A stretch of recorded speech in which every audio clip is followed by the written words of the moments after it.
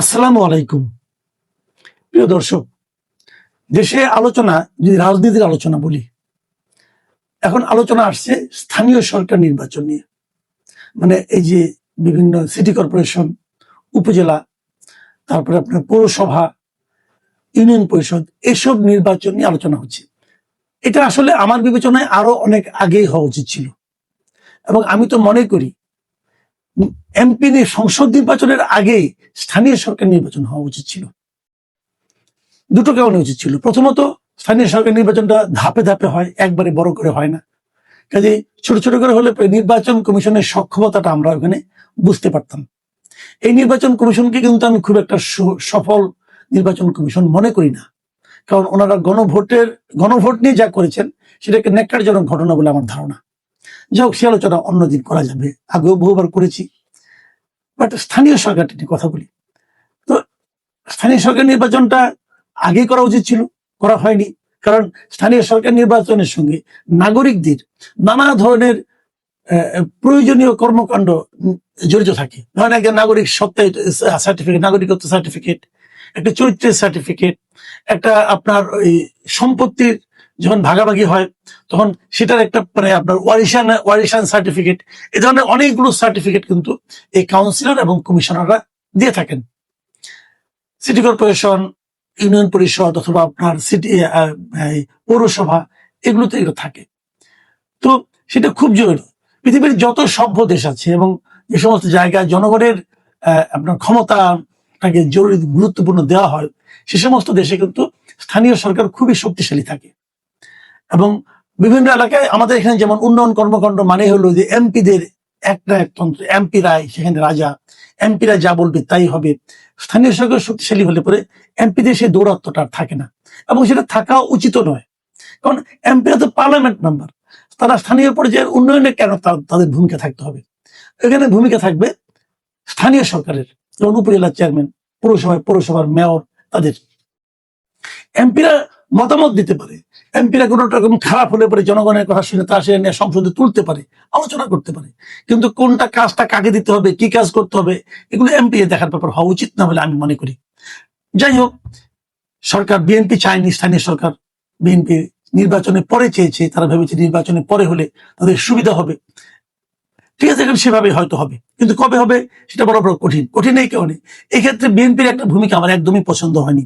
সেটা হলো, তারা ক্ষমতায় আসার পর মানে সংসদ নির্বাচনের পরপরই তারা এসে প্রথমে যেটা হলো 2 দফায় দেশের 11টি সিটি কর্পোরেশনে দলীয় ব্যক্তিকে, তাদের দলের ব্যক্তিকে মানে প্রশাসক হিসেবে নিয়োগ দিয়েছে।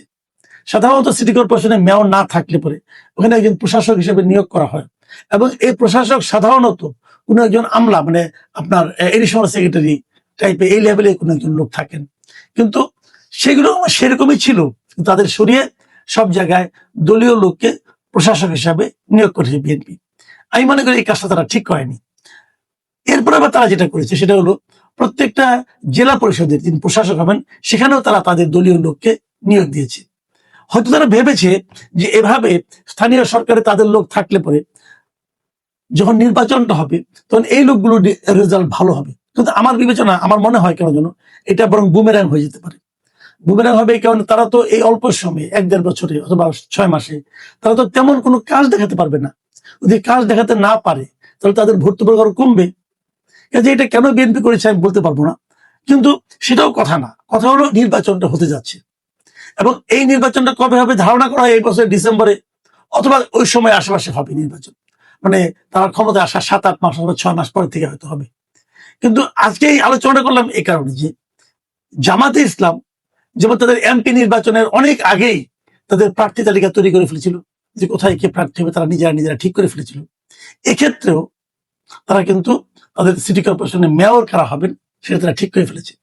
আমি এই জায়গায় এসে একটু জামাতের প্রশংসাই করতে চাই। আমি চাই এই কারণে, দেখেন এই যে মহিলা এমপি নির্বাচন হলো, বিএনপি থেকে তারা নির্বাচন করেছে, যে বিএনপি থেকে যে মহিলা এমপি গুলি হয়েছে তাদের জন্য আপনি ভাবেন প্রায় 1,500-2 হাজারের মতো লোক কিন্তু আবেদন করেছে। মানে এত বিশাল লোক থেকে বিএনপিকে বেছে নিতে হয়েছে যে তারা কাকে মহিলা এমপি বানাবে, এবং এটা নিয়ে ধাক্কাধাক্কি, ধরাধরি, এরে ধরে তারে ধরে নানা রকম, এটা নিয়ে নানা রকম স্ক্যান্ডালও হয়েছে, কিন্তু যা কখনোই বিএনপি করে না এমন লোকও কিন্তু মহিলা এমপি হয়ে গেছেন। যারা মহিলা এমপি হওয়ার জন্য অনেক দিন ধরে আশায় ছিলেন, তারা হতাশ হয়েছেন। যারা দীর্ঘদিন ধরে রাজনীতি করেছেন, অনেক ত্যাগ স্বীকার করেছেন, তারা হতাশ হয়েছেন। কিন্তু এর বিপরীতে দেখেন জামাত কি করেছে। জামাতের কারা মহিলা এমপি হবেন এটা নিয়ে কোনো আলোচনা নাই।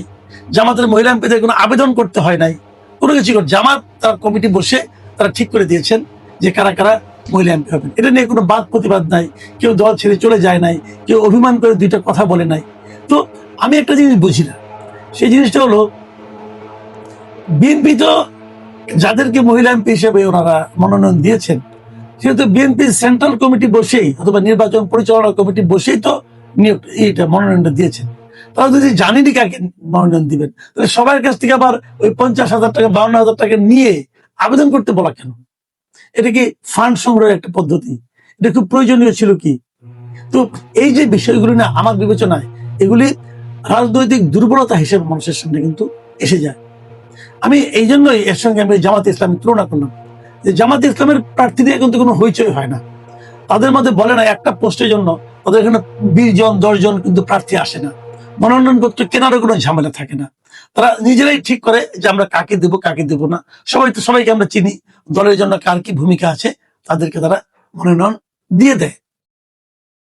এক্ষেত্রেও এই যে সামনে স্থানীয় সরকার নির্বাচন হবে, তারা কিন্তু সিটি কর্পোরেশন গুলোতে কাদের কাদের নিয়োগ দিবে, এই মনোনয়ন দিবে, সেটা তারা এর মধ্যে ঠিক করে ফেলেছে। আমরা প্রথম জানতাম যে ঢাকা দক্ষিণে সাদিক ক্যাম্পকে দেওয়া হবে, সেটা তো ঠিকই আছে। সাদিক ক্যাম্প ঢাকা বিশ্ববিদ্যালয়ের ভিপি, এবং বলা হচ্ছে যখন নির্বাচনটা হবে গত বছর 25 কিন্তু সেপ্টেম্বরে ইলেকশনটা হয়েছিল, তার মানে ডাকসুর মেয়াদ তো 1 বছর, তাহলে 26 সেপ্টেম্বরে মেয়াদ শেষ হয়ে যাবে, তার ছাত্রত্ব শেষ হবে, তো তাকে দেওয়া যাবে। এবং এরকম ভাবে চট্টগ্রামে, নারায়ণগঞ্জে, গাজীপুরে, হ্যাঁ, এগুলিতে তারা কিন্তু অলরেডি তাদের প্রার্থী ঠিক করে ফেলেছে। মজার ব্যাপার হলো এই প্রার্থীদের দিকে তাকালে একটা জিনিস কিন্তু স্পষ্ট হয়ে যাচ্ছে, সেটা হলো জামাত কিন্তু এই প্রার্থী নির্বাচনের ক্ষেত্রে তরুণদের উপর নির্ভর করেছে।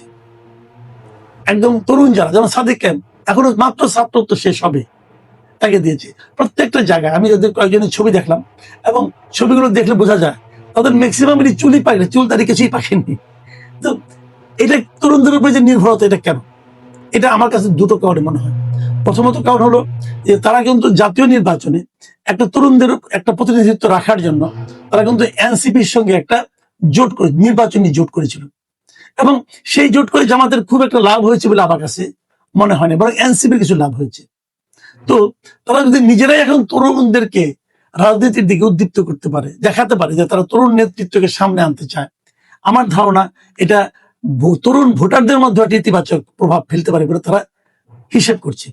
এই হিসাবটা ভালো কি মন্দ হয়তো ইলেকশনের পরে টের পাওয়া যাবে, কিন্তু আমি নির্দ্বিধায় বলতে পারি জামাত যদি তাদের তরুণ নেতৃত্বকে এই নির্বাচনে মনোনয়ন দেয়, মানে স্থানীয় সরকার নির্বাচনে, সেটা কিন্তু এনসিপির জন্য খুবই বেদনাদায়ক একটা ঘটনা হবে। কারণ আপনারা জানেন এর মধ্যে এনসিপির বিখ্যাত নেতা, খুবই আলোচিত নেতা আসিফ মাহমুদ সজীব ভুইয়া, তিনি ঢাকা দক্ষিণ থেকে নির্বাচন করবেন বলে ঘোষণা দিয়ে ফেলেছেন। যদি সেখানে সাদিক কায়েমও নির্বাচন করে, তাহলে উনি যে ঘোষণাটা দিয়েছিলেন যে তরুণ ভোটারদের কথা মাথায় রেখে, সেটা কিন্তু ভাগ হয়ে যাবে, এবং সেই ভাগ হলে জামাতকে ছাড়া নির্বাচন করে এনসিপি আদৌ কোনো আসন পাবে কিনা এটা নিয়ে আমার ব্যাপক সন্দেহ আছে। এবং আমার তো মনে হয় যে এই নির্বাচনটা আসলে এনসিপির এককভাবে কি পরিমাণ শক্তি আছে তার একটা বড় পরীক্ষা হয়ে যাবে, এবং সেই পরীক্ষা দেখে কি হবে আমি জানি না। কারণ এনসিপি আবার এরই মধ্যে কিন্তু ব্যাপক প্রস্তুতিও নিয়েছে, যে তারা প্রমাণ করতে চাচ্ছে তারা একা পারবে। কিন্তু এনসিপির অধিকাংশ নেতাদের মামুন হয়, যারা বিশেষ করে যারা নাকি ইলেকশন করতে চান, তাদের মধ্যে একটা আকাঙ্ক্ষা আছে যেন তারা জামাতের সঙ্গে মিলে জোটবদ্ধ ভাবে করতে পারেন। এবং বিভিন্ন পত্রিকায় যা পড়লাম আমি, সেখানে জামাতের নেতৃবৃন্দের বক্তব্য হলো তারাও এবার দেখতে চান যে তারা একা একা কত দূর যেতে পারে। কারণ বিগত নির্বাচনে জামাত অনেক ভোট পেয়েছে, সেই ভোট পাওয়ার কারণে তাদের মধ্যে আত্মবিশ্বাস তৈরি হয়েছে, হয়তো আগামী স্থানীয় সরকার নির্বাচনে তারা খুব ভালো করবে। কিন্তু ভালো মন্দ যাই হোক, বিএনপির তো প্রচুর ভোট আছে, ভালো মন্দ যেটাই হোক, আমার কথা হলো আমরা চাই স্থানীয় সরকার নির্বাচনটা দ্রুত হয়ে যায়, এটা যেমন একটা চাওয়া।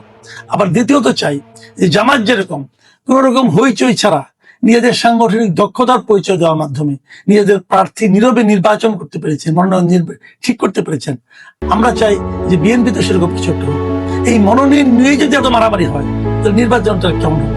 মনোনয়ন নিয়ে মারামারি হওয়ার অর্থ হলো নিজের দলেরই আরেকজন প্রার্থীকে বিদ্রোহী প্রার্থী হিসাবে কিন্তু একভাবে দাঁড়ানোর জন্য প্ররোচনা দেওয়া। সেটা নিয়ে দলীয় একটা সরকারি দল যেটা, তার দলীয় ঐক্যটা মনে করি আরো একটু দৃঢ় থাকা উচিত।